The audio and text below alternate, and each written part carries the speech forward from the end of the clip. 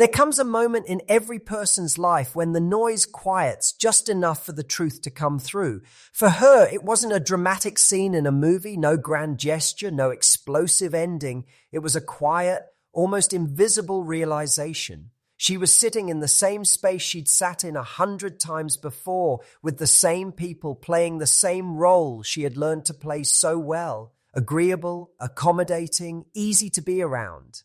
But this time, something inside her didn't feel right. It was like watching herself from the outside and seeing just how much she had been dimming her own light to fit into someone else's comfort zone. That was the moment the awakening began, not because someone handed her the truth, but because she finally dared to look at it without turning away. We talk about life-changing decisions as if they happen in an instant, but most of the time they've been building for years.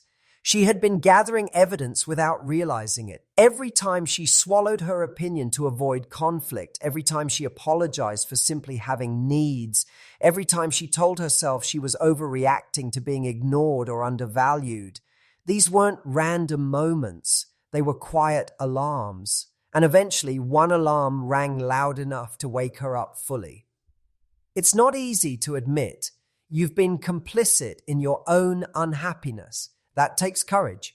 It means looking at the life you've built and realizing that parts of it were constructed on someone else's blueprint.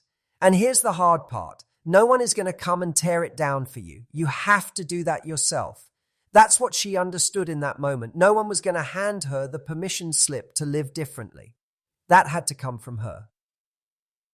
Awakening is often uncomfortable because it requires you to see things you've been avoiding. It asks you to confront your own patterns, your own fears, your own willingness to settle. And yet that discomfort is not a punishment. It's an invitation. It's life saying you're ready to stop existing and start living. She realized she had been negotiating with her own worth for far too long, trading authenticity for acceptance, and it left her feeling empty. The awakening was not about blaming others. It was about reclaiming her role in her own story. And once you see yourself clearly, you can't unsee it. That's both the gift and the challenge. So here's the truth. The moment of awakening will never come wrapped in comfort. It will come as a whisper, a question, a gut feeling that says, this is not enough anymore. The only question that matters is, will you listen? Because the day you do is the day everything starts to change.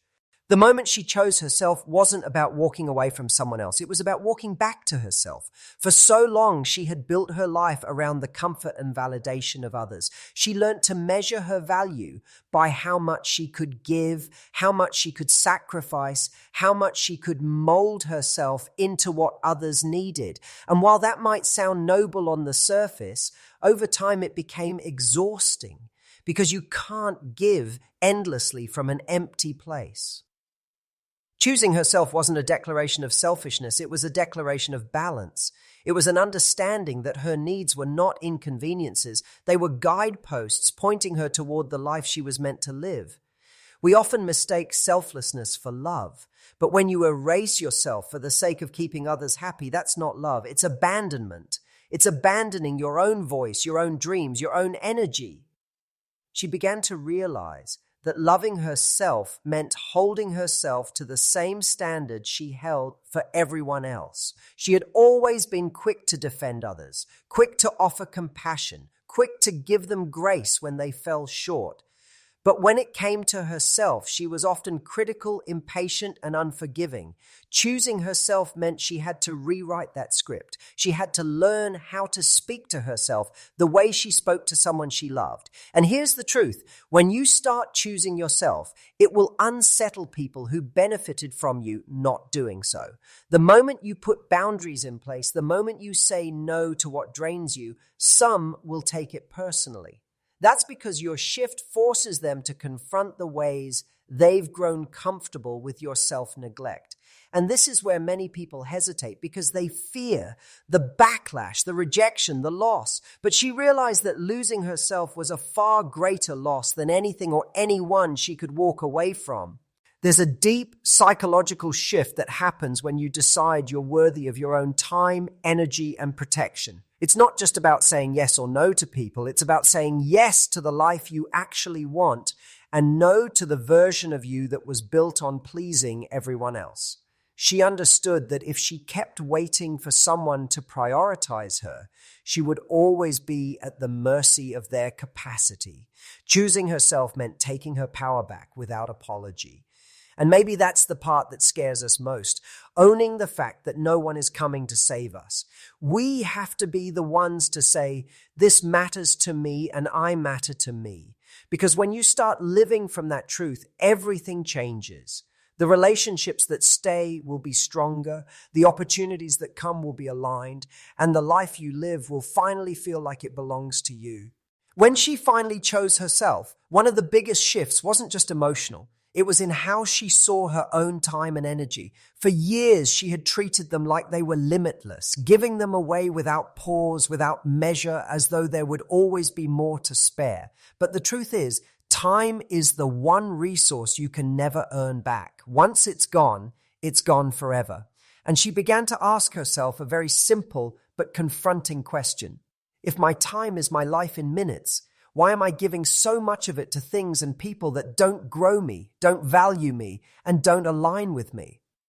We live in a culture that romanticizes overcommitment, where being busy has become a badge of honor. But busyness without intention is just distraction in disguise. She realized that she wasn't just exhausted, she was living reactively, not proactively.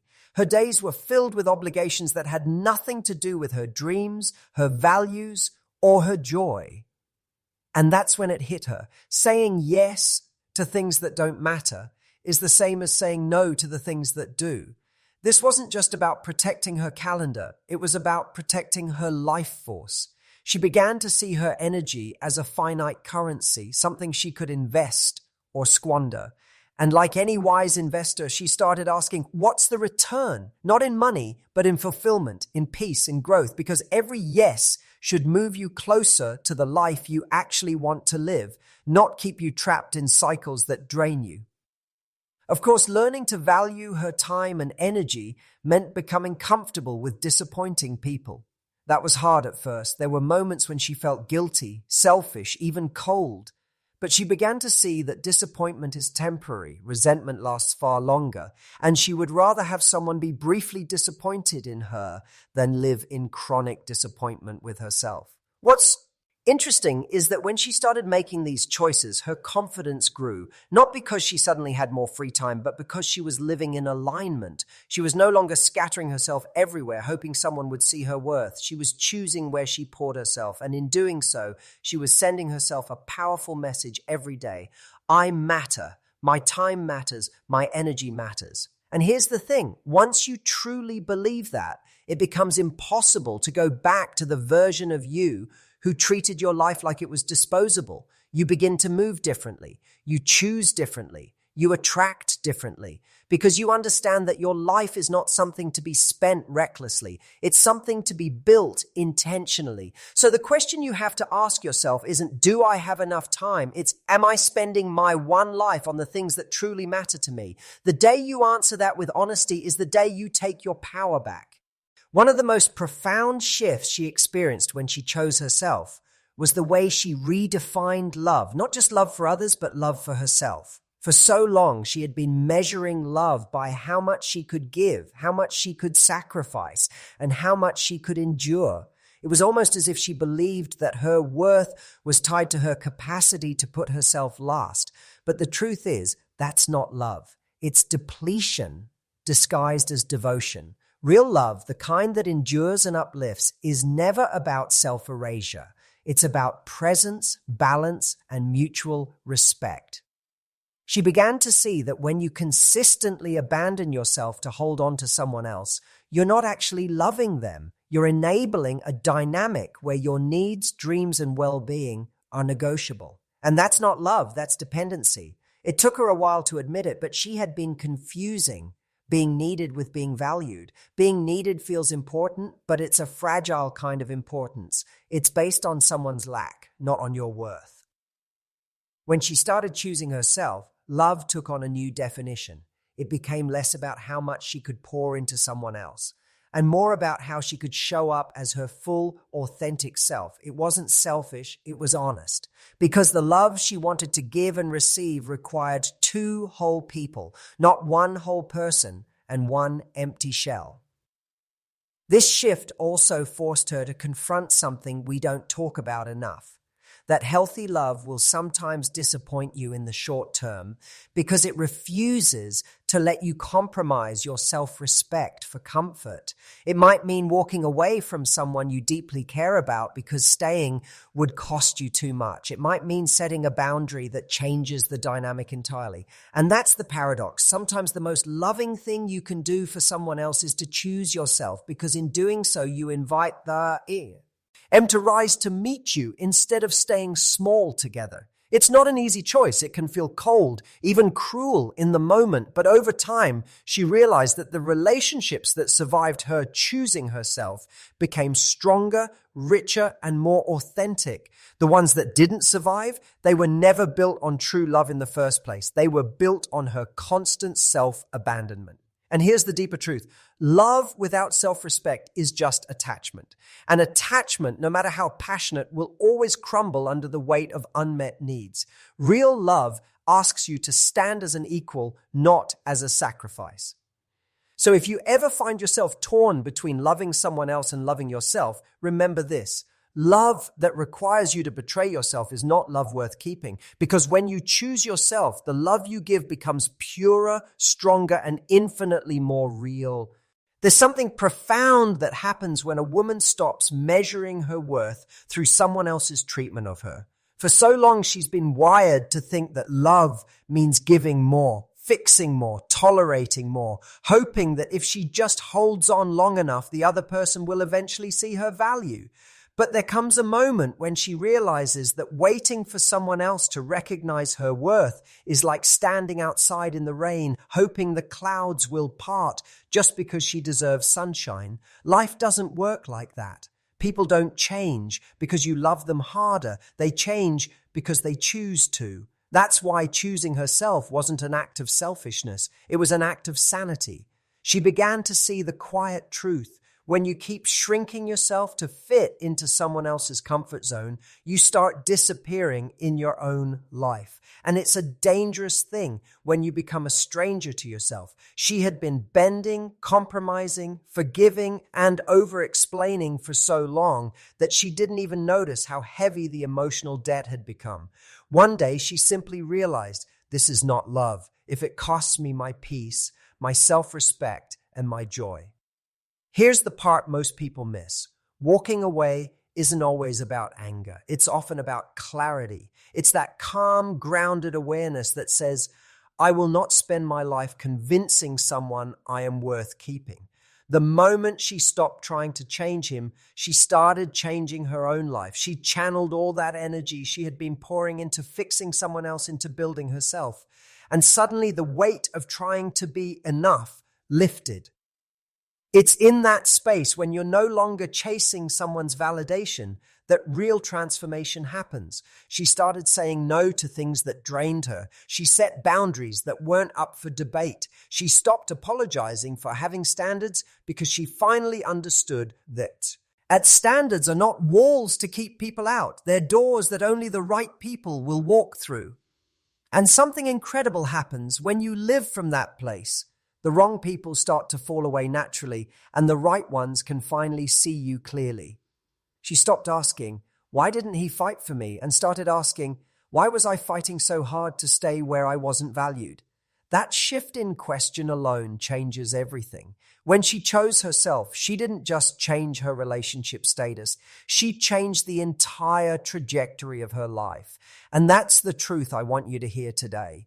Choosing yourself is not the end of love. It's the beginning of the kind of love that will never abandon you, because it starts with you. If you take nothing else from this, take this. Never wait for someone to give you the permission to become who you're meant to be. Give yourself that permission today, because the moment you choose yourself, you start living a life that chooses you back. Here's a moment in every person's life when they realize that peace is not something you find, it's something you protect.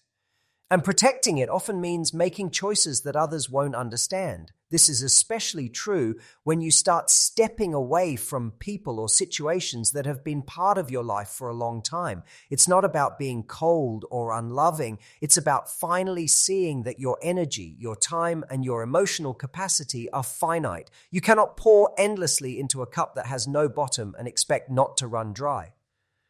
The truth is, most people don't realize the toll that constant emotional turbulence takes until they step away from it. We become so used to chaos that calm feels unfamiliar, almost suspicious. But when you give yourself permission to walk away from the noise, you start to realize how much space it frees up, not just in your schedule, but in your mind, in your body, and in your heart.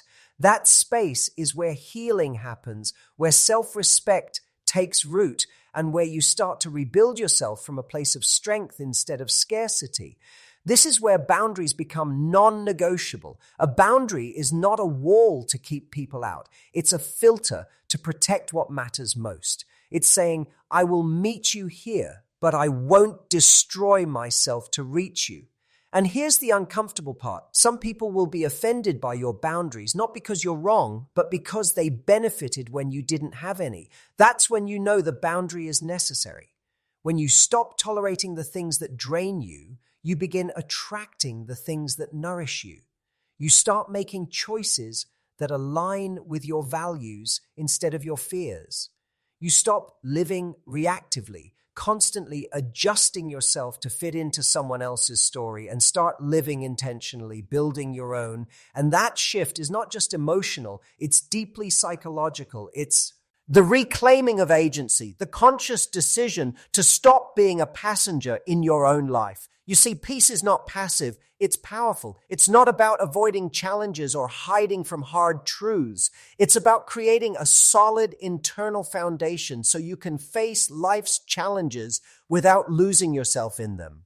Peace is not the absence of storms. It's the ability to remain grounded while they pass. And that, more than anything else, is what will sustain you. So if you've been waiting for a sign to protect your peace, this is it. You don't have to justify it. You don't have to apologize for it. You don't need anyone's approval to honor what your soul knows it needs. Because at the end of the day, the greatest gift you can give yourself and everyone you love is the version of you that is whole, steady, and unshakably at peace. And that begins the very moment you decide that your peace is worth more than anyone's comfort,